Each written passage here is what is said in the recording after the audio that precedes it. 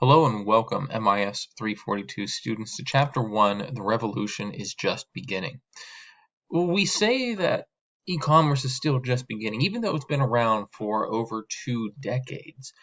E-commerce itself hasn't pinnacled yet, and it probably won't be for decades to come.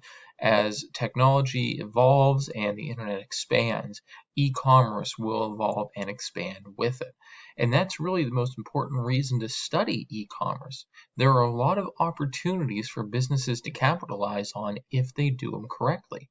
But at the same time, there's a lot of risks if businesses do not move into an e-commerce world. And there's risks if they move into an e-commerce world. And we're going to cover both of those in later chapters. So what is e-commerce? Well, basically, we're using the internet to conduct business. So that's everything involving on the internet, the World Wide Web, apps, mobile browsers, even Internet of Things. If we want to get a more formal definition, it would be digitally enabled commercial transactions between and among organizations and individuals. Basically, we're using the internet to conduct commerce, and we're taking advantage of all the new technologies that the internet allows to make that transaction easier, more acceptable, and an overall more enjoyable experience. Obviously, this is done in the internet, and that can be done on the World Wide Web. We're going to break this down into two areas for our text. HTML, which is hypertext markup language. That's the standard language that web pages and browsers are pretty much designed upon. We'll also talk about differences between the deep web and the surface web. So the surface web, even though it's a very small portion of the overall web, that's pretty much your mainstream, your Google, Facebook, CNN, Fox News, stuff like that. That's your mainstream surfaced web. We also talk about the deep web a little bit. The deep web is not accessible through a regular browser. You need a specific browser to go through a Tor network to access the deep web. And the deep web does have an illegal hacker connotation with it. That's true to an extent, but there are some legitimate uses for the deep web. And finally, we're going to analyze mobile platforms, specifically apps. Apps have been, incredibly popular lately. I guarantee your phone has all kinds of shopping and social media apps. But the great thing about those apps is they are designed by that organization either as a replacement or to supplement your experience using them outside of a browser. Because a lot of those apps you can access that company on a browser. I can go to Chrome and visit Facebook. I can also go to the Facebook app. There's pros and cons for using each one of these, but more often than not, the app is a little more accessible and it's a little more tailored to the user experience. And e-commerce sites and e-commerce apps are no exception. Some food for thought I want you to think about in regards to apps.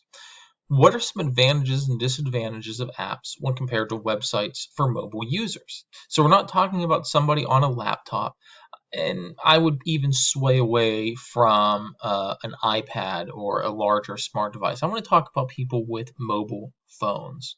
You can use any website on your mobile phone, use a built-in browser or a browser of your choice, but not all websites are optimized for a mobile environment.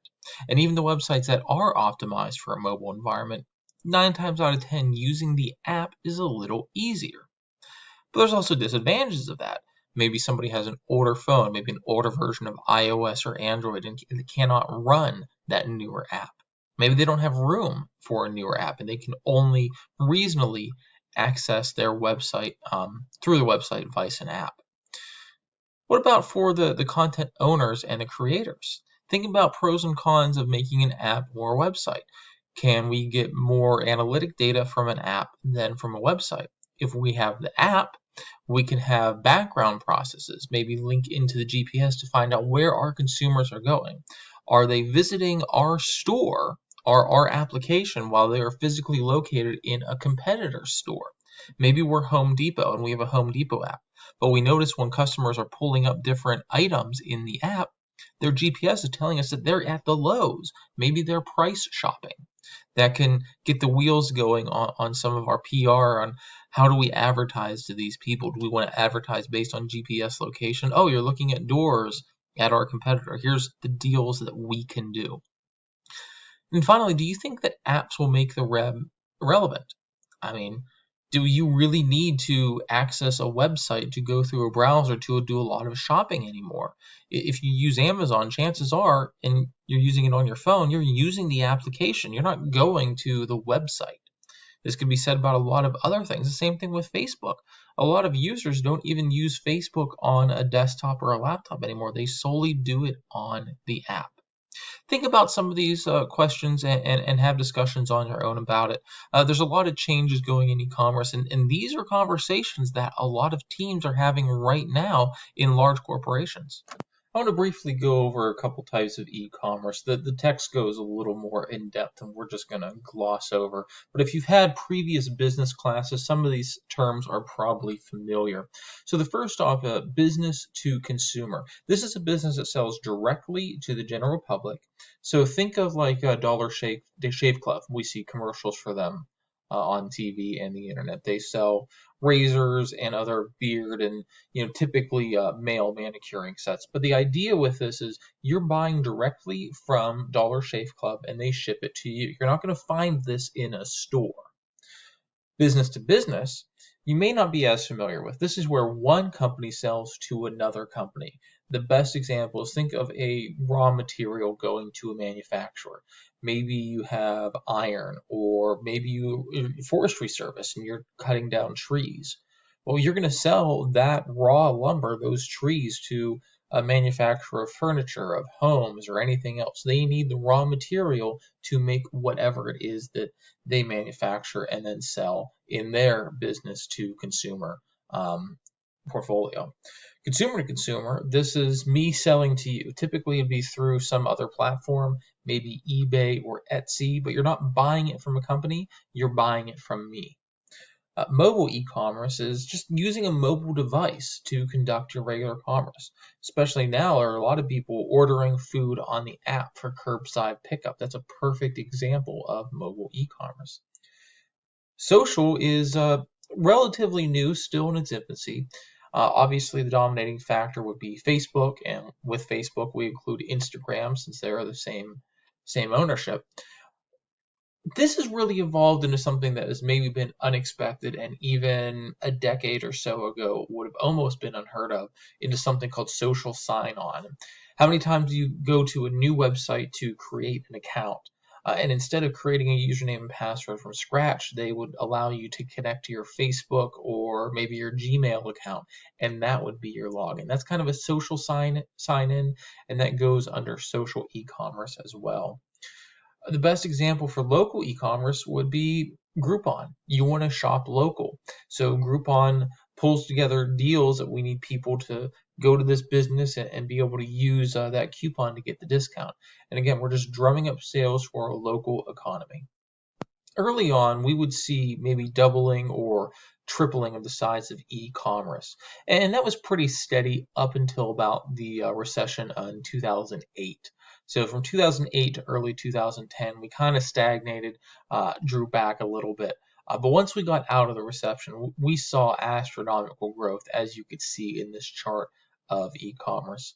A couple other charts we're going to touch on real quick. I don't want to spend too much time on them. But really the factor we want to hone in here is e-commerce is growing, and it's going to keep growing at astronomical amounts. This is the way that business is going. It's easy for consumers to purchase things online. We want to purchase on apps. We want that convenience. And this has been proven over and over again that e-commerce is growing, and it is an extremely strong powerhouse that a lot of businesses are turning to, and they need to take advantage of this. Early on, we saw very specific uses for e-commerce, and these are really the precursors for it. A lot of healthcare, ordering systems between hospitals and manufacturers. It really started to turn into something we would recognize in the mid-90s, early 2000s. But even then, we were really talking about small sales, maybe very specified, specific things you want to buy, not necessarily something you would go out to your local store. And this was still at a time there was not a lot of trust on purchasing online. I remember, back years ago, about this time frame, when I made my first online purchase, it was a little worrisome whether you would pay with a credit card. There really wasn't PayPal or anything back then, so you could pay with credit card, or you can actually physically mail them a check or a money order. A lot of my early eBay transactions, I would mail a money order to the buyer, so you'd have to wait even longer for your money order to get to them, for them to cash it, and then for them to mail it to you. But there still wasn't a lot of public trust in this new way of purchasing things on the internet. After the dot-com crash of the 2000s, we saw a lot of reorganizations of online commerce. And we saw a lot of traditional brick and mortar forums expand into this and take up the vacuum that was created from the dot-com crash. So this is really where businesses sort of took this seriously and saw the potential in it, but they knew it had to be done the right way. In the late 90s, really early 2000s, the internet was kind of the wild west of purchasing. There were so many really specific websites for specific things you'd want to buy, and there was just really no future on it. But that was the web at the time. It was exciting and scary and just crazy. But once we got into the mid 2000s, then we started to mature, and we would see shops and organizations that would make sense today. We'll look at Sears, for example. Even though Sears is kind of a dying brand today, this is where we started to see, okay, I could buy things from Sears online, and you can trust it because it was a known name. It was a brand that people knew and trusted. And this brings us to today with Web 2.0. This is the social web. We're using social networks to buy, to rate things, to leave comments with organizations. So now you can comment on a large organization, whether it be Walmart, Amazon, Coca-Cola, and there's a very good chance that they will publicly comment back to you, or at the very least ask you to send them a private message to rectify whatever issue you have. We see more mobile uses of purchasing. We see a lot of local commerce turning to e-commerce to develop their businesses and bring money into the local economy. And of course, we're an on-demand service. When I buy something, I expect it on my door in a couple days. If it's not a physical thing, I want it instantly. I want to buy a movie online, or I want to stream it and have it now without waiting. These are things that would be impossible 15, 20 years ago because of bandwidth limitations, technology innovations. But as the internet expands, as speeds get quicker, as our laptops, our cell phones, our desktops get stronger, more powerful, faster, we can change the way that we ingest a lot of media. I think this chart shows a really good example of how technology has evolved over the years and how we have used it and evolved. And I see it almost as a complete 180. So let's walk through this and I'll explain how things have happened. So originally, when we started seeing computers, or what we would call a computer today in the 50s, these were mainframes. So these are the room-sized devices that would do math processing or record storage.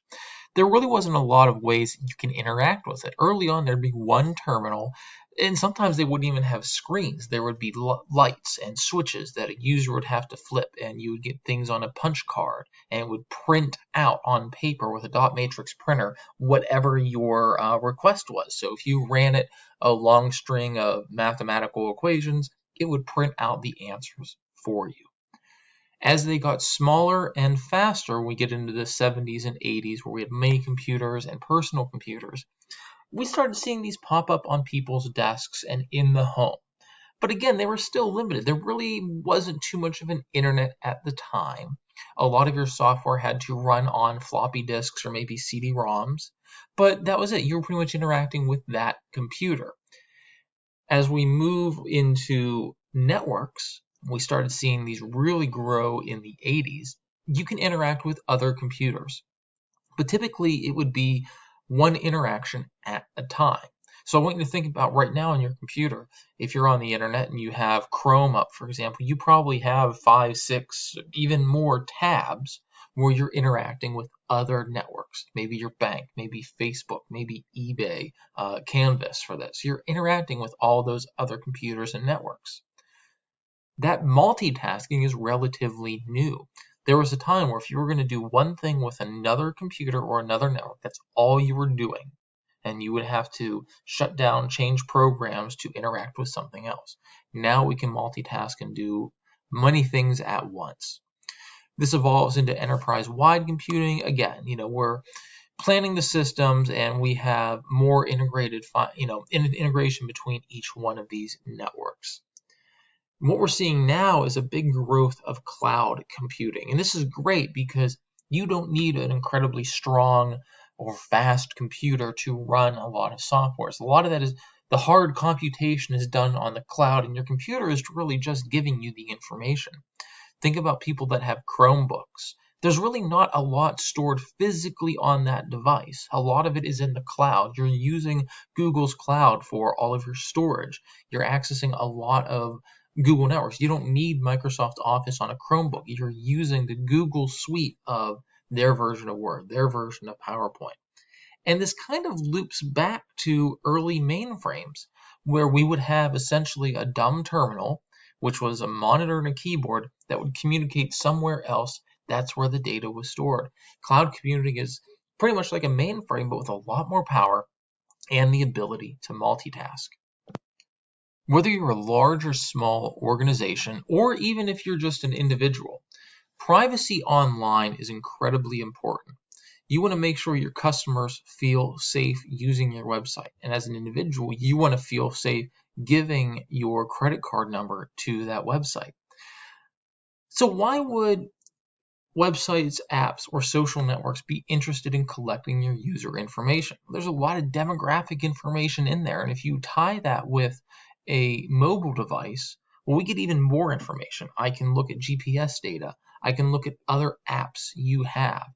A lot of times, you would download one app, and that app has a lot of access to different things in your phone. They know what other apps you have. They know what you're using, what networks you're on, your physical location. Privacy is a really hot topic because it's not really defined. Businesses and apps have a lot of leeway of using your privacy for their benefit, and a lot of consumers want to keep themselves safe. So how does this really change the way that traditional businesses would want them? A brick-and-mortar shop down the street still wants to know their customer, but they don't have the access that an online merchant or a merchant with an app would to your personal data. So what do you do to protect yourself online? This is really just a question I want you to think about. Maybe change some of your habits. Do you go through your privacy settings on Facebook or other social medias to turn off certain things? Do you use a VPN when you're browsing? Do you use a more secure browser than Chrome or Edge when you're online? And a lot of these things apply to your phone as well. You can have a VPN on your phone. Do you maybe stay away from downloading apps from large organizations because you don't want to give them too much access to your privacy? These are a lot of conversations that both consumers and businesses are having. There's a fine balancing act between having a smooth, convenient transaction, but also protecting your data. And on the flip side of that, for that company to harvest as much data as they can so that they can make smart decisions moving forward. So that's going to end our video on Chapter 1. Keep moving forward. Again, if you have any questions, please let me know.